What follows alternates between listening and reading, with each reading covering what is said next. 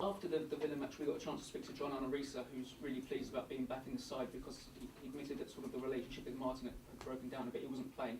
Has he got a future at the club in the side and also sort of beyond this season with you? Well, again, I come back to the same things at the moment. That this is the squad that I've got in front of me. Arne was a member of that squad, and obviously he's got a fantastic career behind him. Very experienced player, fantastic personality, very positive personality in the group, and because of the situation we're in, he was up, was up for selection, and again he's proven to be very important for us. So we take it game by game, and when we get to the situations where we have to discuss this with the other relevant people of the club, we will do. But his performances have been very, very good. On a similar vein, Adel is obviously on loan here, and he was very much at Martin's side. He sort of gave his debut at Tottenham. Is he a player that you think can stay here, or is there a chance he can go back to QPR? Well, again, something to discuss. It all comes down to what we need in the squad. Is there certain areas we need to address? Adel is a very, very talented player, and in the time that I've already worked with him, I've worked with him well. I hope the time that I'm going to work with him, I hope I can help him to fulfil his potential. But it's without a doubt he's obviously a very, very talented player. Just before Martin left, he was telling us how he was going to have to work on building up Bryan Ruiz's confidence because he was being substituted and some of the fans weren't happy with his performances. Have you taken on that and given him a bit of a lift?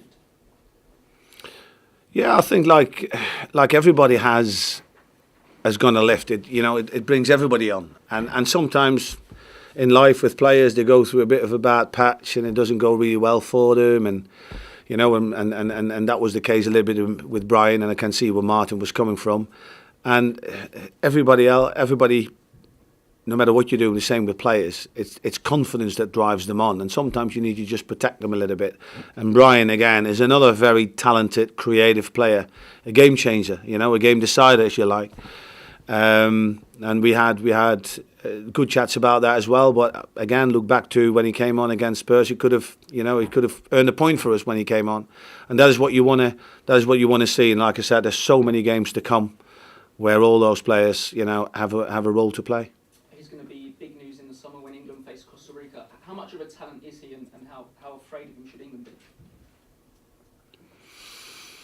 Well, I don't know exactly the sort of strength of Costa Rica itself, but obviously I can see why Bryan is in that team, because he's an excellent player, and like I said, players like that with that sort of quality who can, create space for themselves out of nothing, or free somebody up with a pass out of nothing. He's got those abilities, as well as he can score a goal as well. So he's definitely somebody they need to be aware of. With those players like Dimitar and Adel, Bryan, because of the way they play, quite relaxed but also talented, do you have to sort of pick one for each game? Because I know Martin was sometimes struggling getting two in a side. Are you aiming to pick one of those three for your matches?